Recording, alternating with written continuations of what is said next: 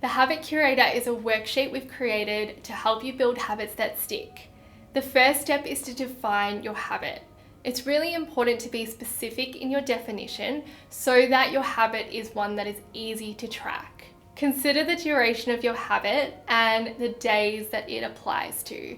For example, is it a daily habit or is it just a habit you complete on Mondays and Thursdays? One way to define your habit is to include the time and location in your definition. Try using this formula: habit at time in location. The idea is to make a plan for when and where you want to complete your habit. This helps alleviate decision fatigue because you don't need to figure out the details every single time you want to complete your habit.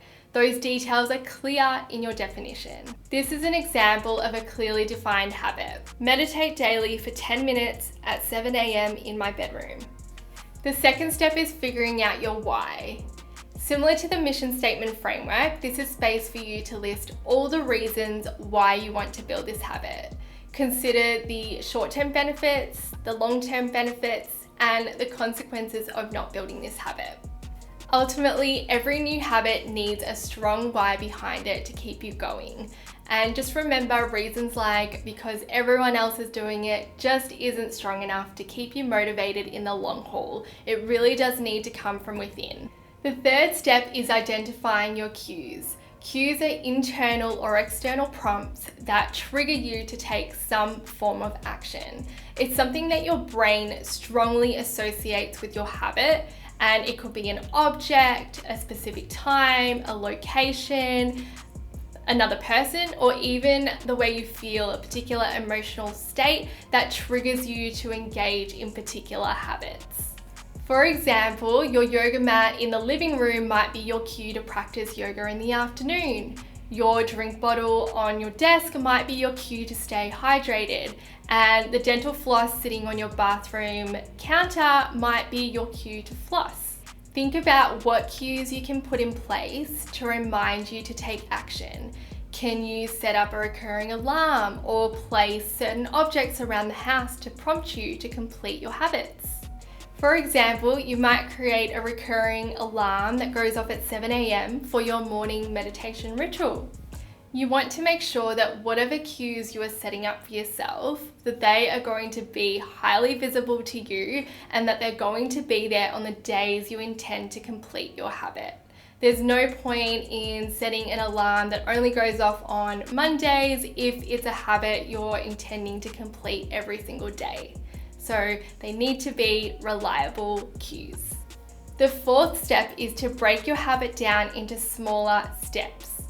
Every habit can be broken down into smaller steps, even habits like brushing your teeth. So go through the motions of completing your habits and figure out what those little steps look like. Then for each step, ask yourself, can it be simplified? Can this step be eliminated? Can I make any decisions in advance?